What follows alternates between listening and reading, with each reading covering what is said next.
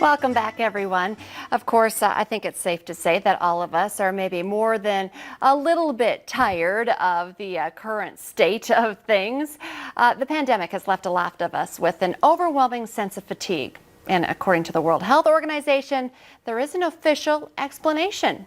Joining us to talk about pandemic fatigue and what we can all do to alleviate it, we check in with Dr. Renee Renardi with Lakeside Center for Behavioral Change. Dr. Renardi, welcome back to the show. Thank you so much. Good morning. Okay, so this is kind of the new term, pandemic fatigue.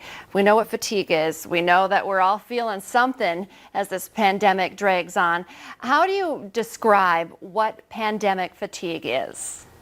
So a great example that I saw that described pandemic fatigue is like we all took off running this marathon.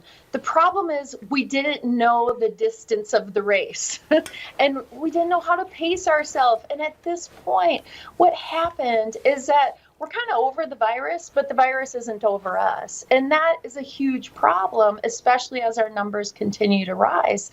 And what we saw in the beginning when the coronavirus first started grabbing hold of our communities is we saw this unity and people putting teddy bears in their windows and really having a lot of hope and also some fear too. People didn't quite know what to expect. We really still don't quite know what to expect.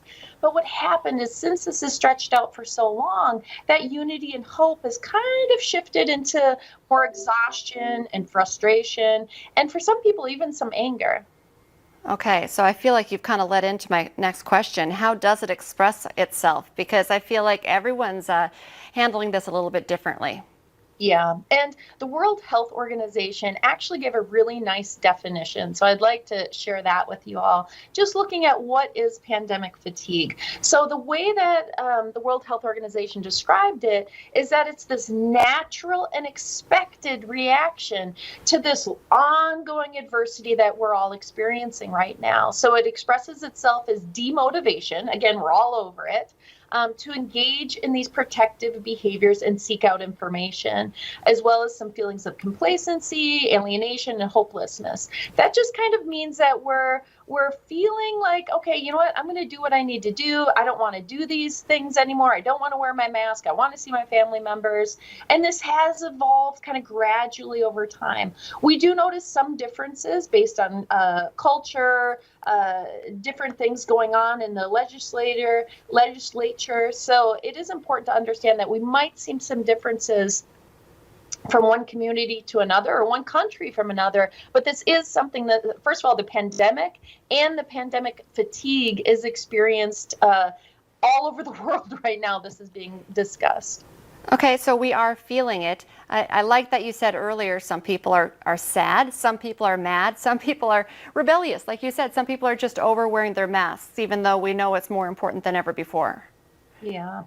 So I think what we really need to do is taking a look at refreshing our public commitment. And I really like that word refresh, because that's exactly what we need to do right now, is to pay attention to our behaviors and our attitudes. So what we need to do with our behavior, now this is hard because this is sustained behavioral change. This wasn't just for 2 weeks or even a couple of months. This has gone on for a really long time and probably got a little bit ahead of this yet. We do need to continue to look at our behaviors, maintaining that social distance, limiting our contacts that we're having, following those mask recommendations. There is good science behind that. Practicing hand hygiene, getting our flu vaccine. So just to kind of keep healthier in general as we approach this winter season, getting fresh air, maybe consider an air purification system. Keeping the air more humid is also a really important thing that we can do to modify our behavior as we go into these winter months. With our attitude, we got to make the decision that we're committed. We got to make the decision that we're going to do what we need to do to not only protect ourselves, but people in our community as well, and make the commitment. It's so easy to start to relax some of these things. We need to commit ourselves to, okay, I'm really going to do this. Be flexible as changes happen.